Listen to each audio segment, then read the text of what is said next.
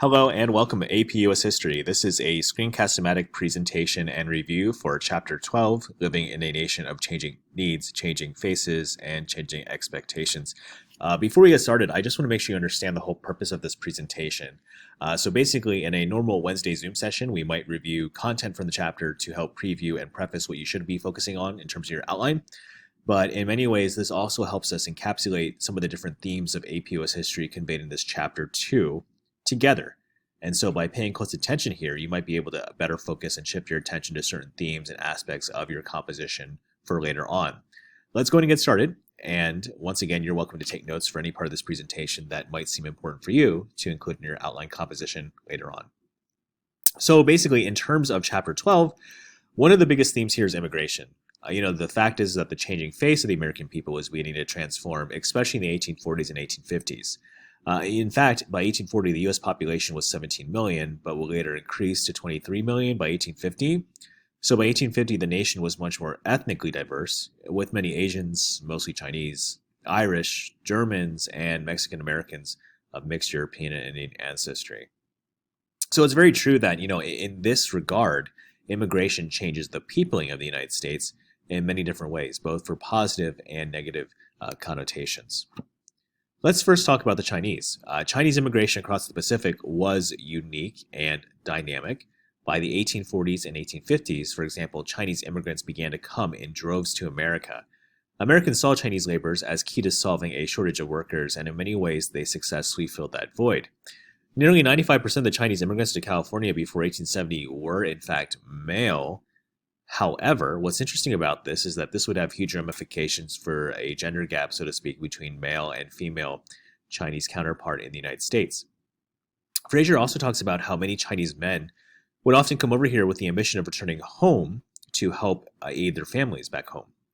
So that kind of shatters, I think, a common misconception that people have of immigration in the first place, that people just come here and want to stay here. So the Chinese, once again, took up jobs that were exclusively for their time really important for our nation, from building the railroads to, of course, setting up laundry shops and other shops as such on the West Coast. And additionally, of course, just creating ethnic enclaves of their own, adding to the cultural sense of what America is. Fraser also spends the next session talking about Irish and German immigrants to the United States. For example, the Great Famine of 1845 to 1850 drove a lot of Irishmen here to the United States, and Irish women too. And during that decade that followed the start of the famine, over 2 million people left Ireland in full. What's interesting about this as well is that there were other characteristics, if you will, and aspects that drove Irish people to come here, from religious wars and dissidents over there in Ireland to other long-standing problems. It just seemed in many ways an ideal option to come here. More than 1 million Germans came to the United States too in the 1840s and 1850s.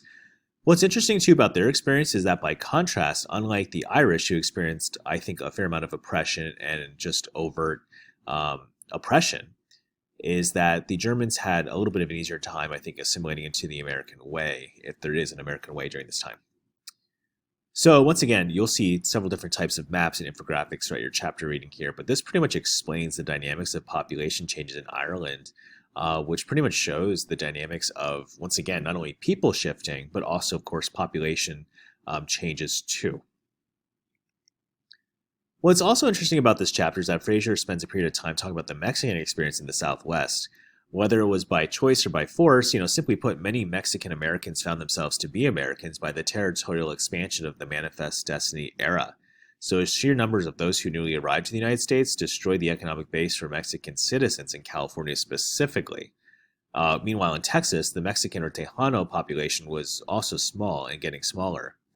The Mexican elite in New Mexico fared a little bit better, as they consolidated and kept power in their upper echelon. The next section of the chapter focuses on slavery in the United States from 1840s and 1850s. Slavery was always harsh and dehumanizing, and no matter how you slice and dice it, but in many ways it would undergo a transformative era during the 1840s and 1850s specifically. After the end of the War of 1812, Southern planters experienced new economic benefits from slavery. As Cotton not only became king, but stayed king, many slaveholders developed a new ethical rationale for slavery. The pro-slavery argument, for example, began to get more legitimacy, more people began to see the benefits of the slave system in America as it became bigger and in many ways more efficient, thus allowing slave owners, overseers, and slaves themselves to prosper from the system internally.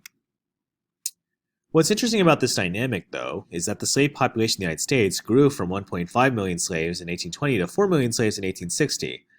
Now, although slaves worked all day, they did have chances and opportunities on large populations especially to experience a sense of community.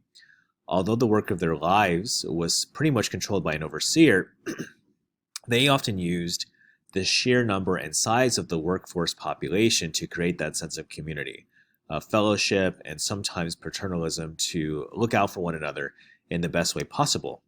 As slavery expanded westward, of course, the nation became more profitable off of trade of cotton specifically, which was turned into textiles and transported across the Atlantic and other parts of the world. The fact is that as slavery expands, so too does the argument of legitimacy for supporting such a said institution. In fact, resisting slavery became quite common, both by slaves themselves and also by abolitionists in the North. Slaves would run away. The Underground Railroad began to take hold, and Harriet Tubman became a household name because of her brave acts of valor in freeing slaves up north and through Canada. Frederick Douglass also came of age during this time and was really important for the anti-slavery, pro-abolition movement.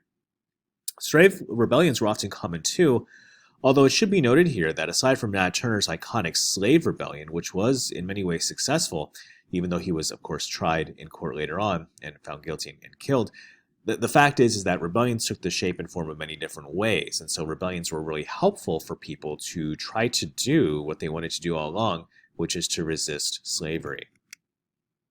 Fraser also spends a part of a section talking about white abolitionists. The most iconic, I think, abolitionist for the time was William Lloyd Garrison, and of course in 1831 becomes known most iconically for the Liberator. And what's interesting as well is that, other campaigns for abolitionism begin to take form too, steeped in different types of arguments from, of course, the essence of being free to the religious take on slavery to, of course, the moral code of being against slavery. These different abolitionists over time would popularize their ideals amongst consensus culture, especially in the North, and consolidate them amongst diverse populations to expand the legitimacy of their argument. In the final section of the chapter, Fraser talks about new strength for American women, where on July 20, 1848, 68 women and 32 men signed a Declaration of Sentiments and Resolutions, which became really important for them establishing legitimacy and advocating for their needs together as a conjoined force. Their document also made history and achieved far more recognition than its authors ever even imagined because of some of the principles that these women fought for over time. Now, there were new ideas about women's rights and a variety of other issues that affected women from an intimate basis. Few women symbolized the strong links between feminism and abolitionism, as did Sarah and Angela Grimke, who were sisters from South Carolina. The Grimke's letters were in circulation a decade before the meeting at Seneca Falls, and in many ways they popularized this idea of women's rights and advocacy. Additionally, the Seneca Falls Convention was held, which shaped a movement and a generation. In 1848, the Seneca Falls Convention was called to order, which was organized by Lucretia Mott and Elizabeth Cady Stanton. Reports of the Women's Rights Convention at Seneca Falls caught the attention of other women too, and it should be noted, however, that not all people were key advocates and supporters of this type of movement and this type of convention. It did create a lot of divide and dissonance amongst people, especially of diverse demographics, and of course people who were just staunchly opposed to women's rights and elevation in general. But the growing women's rights movement began to take form across a variety of different issues. Women continued to lead campaigns to open other doors to women during the years after the convention at Seneca Falls. And one of the most important issues was the right to control their own property. Some of the most intense differences came over the issue of divorce. And additionally, some women did have differentiating views over issues of, say, a woman's role in a social sphere. Should they serve in government?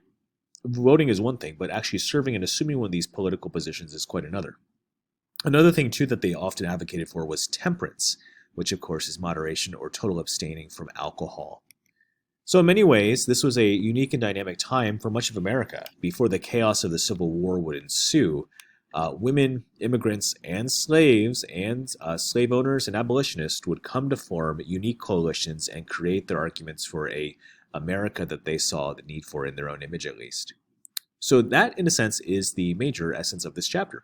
I hope that you found this presentation to be helpful, and I hope that you can use it as a blueprint or a guide in moving forward into your chapter outline compositions. I look forward to reading them. Thank you very much for tuning in.